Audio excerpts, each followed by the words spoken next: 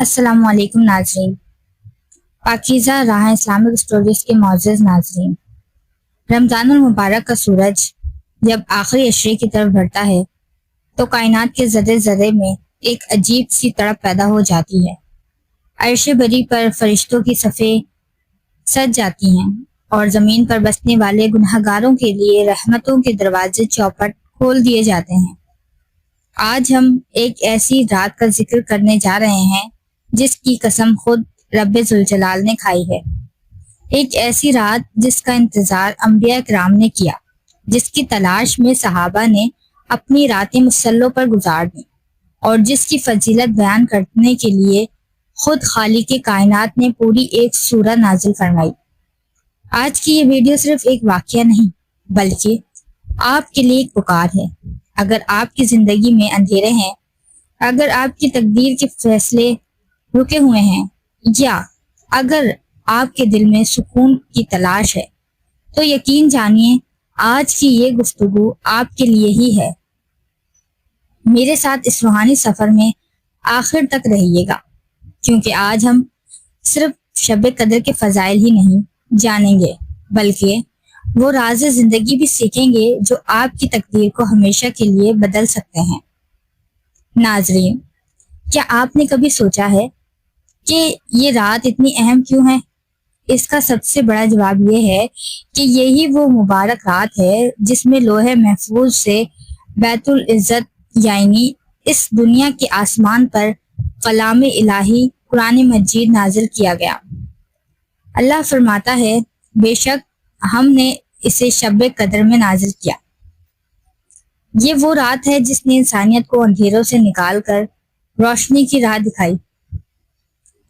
روایت میں آتا ہے کہ جب اللہ کے نبی کا پچھلی امتوں کے عمروں کا پتہ چلا، جن میں لوگ 500 سال اور ہزار سال زندہ رہتے تھے اور مسلسل عبادت کرتے تھے، تو آپ صلی اللہ علیہ وآلہ وسلم رنجیدہ ہو گئے کہ میری امت کی عمریں تو بہت کم ہیں، یہ ان کا مقابلہ کیسے کریں گے؟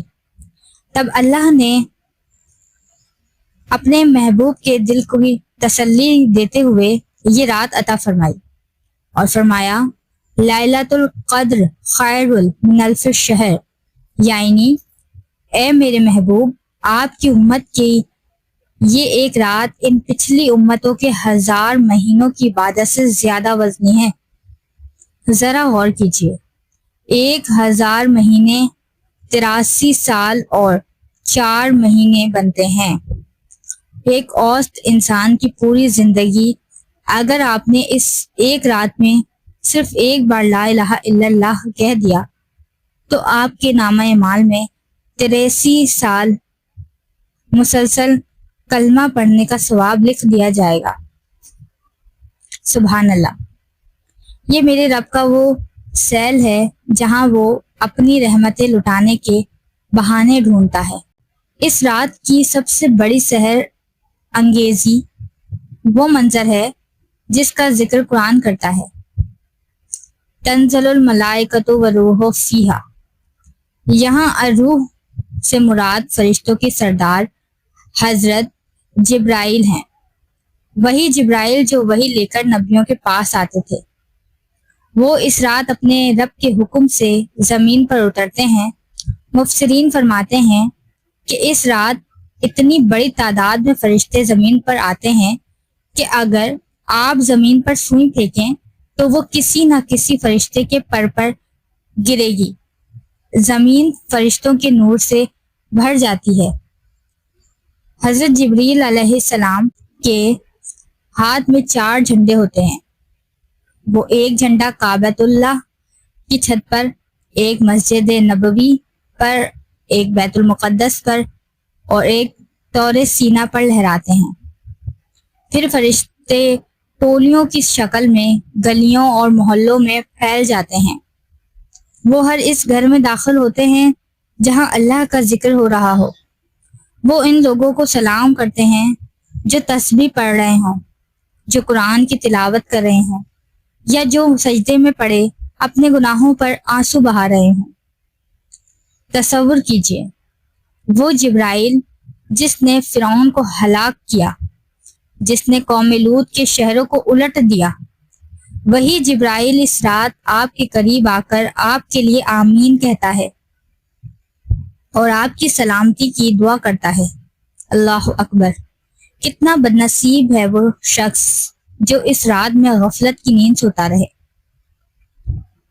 ناظرین، اس رات کو قدر کہنے کی ایک اور بڑی وجہ تقدیر کا لکھا جانا ہے۔ بزرگ فرماتے ہیں کہ اگلے 1 سال تک کسی کو کتنا رزق ملے گا، کون اس دنیا سے جائے گا، کس کی شادی ہوگی اور کس کے نصیب میں کیا لکھا جائے گا، یہ تمام فیصلے اس رات فرشتوں کے حوالے کر دیے جاتے ہیں۔ اللہ سبحان اللہ تعالیٰ تو سب جانتا ہے، لیکن اس رات فرشتے احکامات کی منتقلی کرتے ہیں۔ یہ بندے کے پاس آخری موقع ہوتا ہے کہ وہ اپنی گریہ وزاری سے اس قلم کی تحریر بدلوا لے۔ آپ ذرا اس سنگینی کا اندازہ لگائیں۔ ایک طرف فرشتوں کا قلم آپ کی قسمت لکھ رہا ہے اور دوسری طرف آپ موبائل فون یا فضول گفتگو میں مصروف ہوں۔ بزرگ فرماتے ہیں کہ کئی لوگ ایسے ہوتے ہیں جن کا نام مرنے والوں کی فہرست میں لکھا جا رہا ہوتا ہے اور وہ بازاروں میں ہنس رہے ہوتے ہیں۔ اسی لیے ہمارے نبی صلی اللہ علیہ وآلہ وسلم نے فرمایا کہ تقدیر کوئی چیز نہیں بدل سکتی سوائے دعا کے۔ اگر آپ چاہتے ہیں کہ آپ کا اگلا سال خوشیوں، برکتوں اور سکون والا ہو تو اس رات کو مصلی پر گزاریں، رو کر اپنے رب سے اپنی قسمت لکھوائیں۔ اللہ سے کہیں، اے اللہ، میں کمزور ہوں، میں گناہگار ہوں، لیکن تو غفور و رحیم ہے، میری تقدیر میں بہتری لکھ دے۔ یاد رکھیے، سچے دل سے نکلا ہوا ایک آنسو آپ کی پوری زندگی کا رخ بدل سکتا ہے۔ آپ کے ذہن میں سوال آتا ہوگا کہ اللہ نے اس رات کو ایک خاص تاریخ میں کیوں نہیں رکھا؟ اللہ نے اس رمضان کے آخری عشرے کی طاق راتوں 21، 23، 25، 27، 29 میں چھپا دیا ہے۔ اس کی حکمت یہ ہے کہ میرا بندہ صرف ایک رات کا قیدی نہ بنے، بلکہ 10 راتیں مجھ سے باتیں کرے، وہ مجھے ڈھونڈے اور ڈھونڈنے سے کہ اس عمل میں وہ میرے قریب آ جائے۔ لیکن میرے کریم نبی صلی اللہ علیہ وآلہ وسلم نے ہماری آسانی کے لیے کچھ نشانیاں بتائی ہیں۔ وہ رات نہ بہت گرم ہوتی ہے نہ بہت ٹھنڈی، بلکہ ایک نہایت لطیف اور پرسکون ہوا چلتی ہے۔ کائنات میں ایک عجب سا امن اور سکون ہوتا ہے، یہاں تک کہ آسمان سے کوئی ستارہ نہیں ٹوٹتا۔ اس رات کتے زیادہ نہیں بھونکتے کیونکہ وہ فرشتوں کے نور کو محسوس کرتے ہیں، اور سب سے بڑی نشانی یہ کہ اگلی صبح جب سورج نکلتا ہے تو اس کی تپش نہیں ہوتی، وہ ایک سفید تھالی کی طرح نظر آتا ہے اور اس میں سے شعاعیں نہیں نکل رہی ہوتی۔ اب سوال یہ ہے کہ ہم نے اس رات کرنا کیا ہے؟ ام المومنین حضرت عائشہ صدیقہ نے حضرت محمد صلی اللہ علیہ وآلہ وسلم سے پوچھا، یا رسول اللہ، اگر مجھے شب قدر مل جائے تو میں کیا مانگوں؟ قربان جائیں میرے آقا پر، انہوں نے کوئی لمبی چوڑی فہرست نہیں دی، بلکہ وہ دعا سکھائی جو کائنات کی ہر مشکل کا حل ہے۔ آپ نے فرمایا، ترجمہ: اے اللہ، بے شک تو معاف کرنے والا ہے اور معافی کو پسند کرتا ہے، بس مجھے معاف فرما دے۔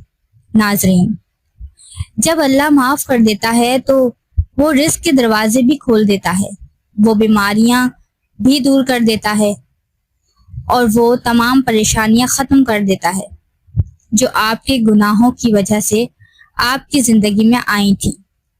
اس دعا کے ساتھ ساتھ کثرت سے استغفار کریں، درود شریف پڑھیں اور کم از کم 2 رکعت صلاۃ التوبہ ضرور پڑھیں۔ اے پاکیزہ راہ کے پیارے ساتھیوں، یہ لمحات دوبارہ نہیں ملیں گے، زندگی کا کوئی بھروسہ نہیں، کیا پتا یہ ہماری زندگی کی آخری شب قدر ہو۔ آئیے آج ہم سب مل کر عہد کریں کہ ہم ان مبارک راتوں کو ضائع نہیں کریں گے. اپنے لیے، اپنے ملک کے لیے اور امت مسلمہ کے لیے دعا کریں. اے میرے پروردگار، اس ویڈیو کو بنانے والے، دیکھنے والے اور سننے والے سب کے خطاؤں کو معاف فرما. ہمیں اس مبارک رات کی تمام برکتیں سمیٹنے کی توفیق دے. ہماری تقدیروں میں خیر لکھ دے اور ہمیں اپنا پیارا بندہ بنا لے. آمین یا رب العالمین.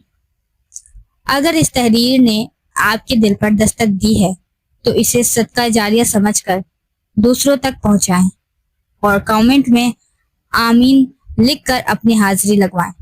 پاکیزہ راہ اسلامک سٹوریز کو سبسکرائب کرنا نہ بھولیں.